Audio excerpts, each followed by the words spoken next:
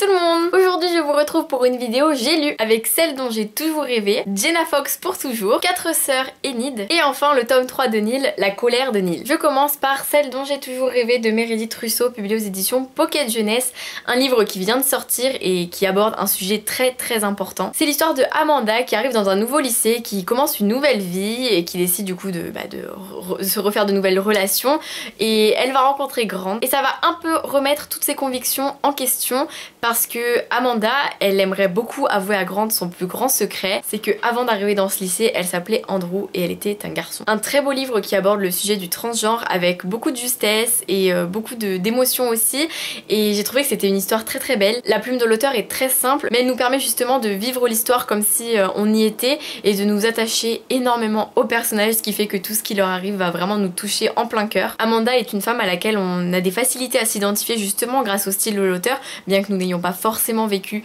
ce qu'elle a vécu. Je trouvais ça très beau, la manière avec laquelle c'était abordé et la romance qui naît dans cette histoire, une romance qui nous paraît tellement surréaliste et en même temps si juste aussi, si réel, si vrai, parce qu'on se dit est-ce qu'elle a vraiment besoin de lui dire son plus grand secret puisqu'ils s'aiment et que actuellement elle est une femme, il est un homme, ils sont ensemble, ils éprouvent de l'amour l'un pour l'autre. Est-ce que le fait qu'elle lui avoue qu'avant qu'elle a été assignée garçon à sa naissance change quelque chose à leur amour? Et justement on se pose cette question, on se dit mais nous si on était à la place de Grant et qu'on nous avouait ça, qu'est-ce qu'on dirait? Comment on réagirait? Je trouve que ce sont des interrogations vraiment très intéressantes, très importantes à notre époque. Du coup, j'ai trouvé que c'était un très beau livre, une histoire qui, comme le dit l'auteur, n'est pas un témoignage, même si elle-même est transgenre et même si elle-même a changé de sexe. Elle s'est plutôt inspirée de un peu tout ce qu'elle a pu entendre, mais elle dit aussi que ce livre peut parfois contenir quelques clichés, et c'est ce que j'ai beaucoup apprécié qu'elle le précise à la fin, parce que je trouvais que c'était les quelques défauts à cette histoire. Je trouvais que certaines choses étaient un petit peu déjà vues, et elle expliquait que justement elle avait fait ça afin que le livre soit pour le plus large public possible et puisse être compris par le plus de monde possible, et je pense que c'est pas une si mauvaise idée que ça. Le fait qu'elle se justifie fait que j'ai d'autant plus apprécié ce très beau coup de cœur. Un autre petit coup de cœur assez inattendu, Jenna Fox pour toujours de Mary E. Pearson, publié aux éditions Gallimard dans la collection Pôle Fiction. Je ne m'attendais pas à lire un livre aussi génial, même si une amie blogueuse, Marianne, m'avait dit qu'elle avait adoré et je me disais bon, si elle aime je pense que je vais aimer aussi. C'est l'histoire de Jenna qui est amnésique après avoir passé un an dans le coma et elle sait pas vraiment pourquoi elle était dans le coma. Elle a compris qu'il y avait eu un accident mais elle n'a pas eu plus d'informations et elle est amnésique, mais en regardant des vidéos, en écoutant les souvenirs que ses parents vont lui raconter, peu à peu la mémoire va revenir, mais cette mémoire va peut-être lui faire voir des choses bien plus étranges que ce à quoi elle s'attendait. Avec les souvenirs vont vraiment apparaître des questions dont personne ne veut lui donner les réponses, et ça présage rien de bon, ça présage des mystères et des secrets un peu trop gros pour être avoués. C'est un livre qui est génial, genre vraiment génial. J'ai trouvé les idées de l'auteur incroyables. Je peux rien vous dire parce que j'ai pas envie de vous gâcher la surprise, donc tout ce que je peux vous dire c'est que sincèrement, foncez, ce livre est exceptionnel. Je ne m'attendais pas à ça, c'est un sujet qui est super intéressant que je n'avais jamais lu autre part.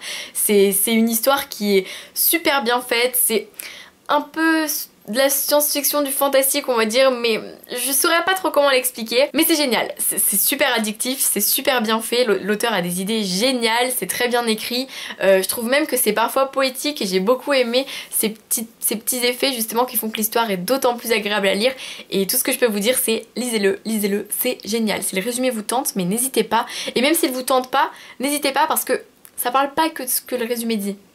Puis j'ai lu 4 sœurs, le tome 1, Enid de Malika Ferjuk, publié aux éditions L'École des Loisirs. J'avais très envie de lire cette saga et enfin je la commence. Je sais qu'elle existe aussi en BD, d'ailleurs j'ai volé la BD à ma sœur. 4 sœurs, c'est l'histoire de 5 sœurs, ça peut paraître étonnant. 5 sœurs qui ont perdu leurs 2 parents il y a quelques années, et du coup la grande sœur de 23 ans s'occupe de toutes les autres. Elle s'appelle Charlie, la grande sœur, et c'est vraiment elle qui a le rôle de la maman, bien que ses sœurs, les autres qui sont les plus grandes, puissent l'aider aussi. Enid c'est la plus jeune, celle qui bien sûr fait le plus de bêtises. Et dans ce tome-ci, Enid, elle va vouloir résoudre un mystère parce que il y a l'arbre de leur jardin qui s'est effondré sur le puits et le puits devient inaccessible.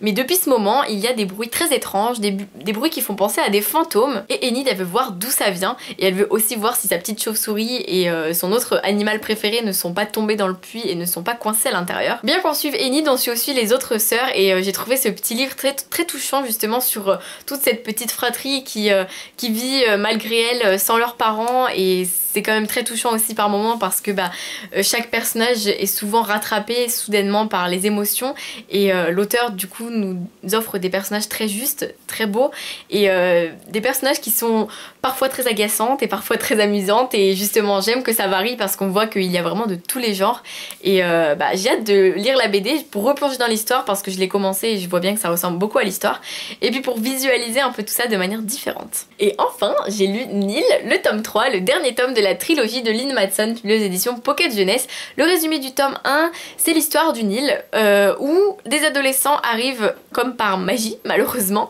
et dans le tome 1 c'est l'histoire de Charlie qui arrive sur une île somptueuse, elle la trouve magnifique, je veux dire les plages avec le sable, la mer, l'océan, puis les palmiers, la verdure, c'est sublime, jusqu'à ce qu'elle se rende compte qu'elle peut croiser des tigres, des éléphants, des hyènes, des loups-garous, des ours polaires, bref des trucs super géniaux et du coup elle va rencontrer Tad qui va lui montrer la cité là où tous les hommes se réunissent pour pouvoir vivre sur Nil et qui va aussi lui expliquer que sur Nil on a 365 jours pour attraper une porte de sortie, sinon eh bien on meurt. Voilà, c'est super joyeux et du coup ce sont des livres qui sont vraiment remplis d'action.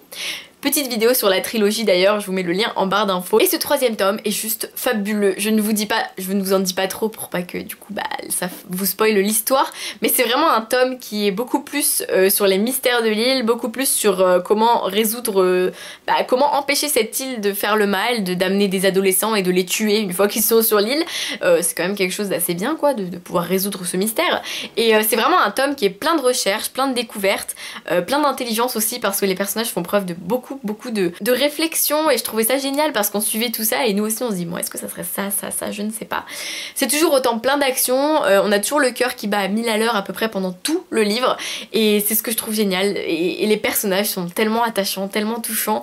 Il y en a, et surtout il y en a aussi qui sont tellement drôles, enfin je trouve ça génial parce que l'auteur met vraiment de tout. Les personnages sont tous très variés, très divers et c'est ce que j'aime beaucoup aussi, c'est qu'on a le droit à notre dose d'humour, notre dose de dépression, notre dose de rire, notre dose de joie, notre dose de tristesse, c'est tout un tout qui a un parfait équilibre et qui fait que cette saga est juste fabuleuse. Et voilà, j'espère que cette vidéo J'ai lu vous a plu. Moi j'étais ravie de vous la faire parce que là il y a du très bon. Du coup vous êtes obligés de lire au moins un de ces 4 livres, genre vraiment obligés. Dites-moi en commentaire lequel vous fait le plus envie, mais si vous pouvez lire les 4 c'est tout aussi bien. Voilà, sur ce je vous fais plein de bisous, je vous dis à très vite pour une nouvelle vidéo et passez de très belles lectures d'ici là. Bisous.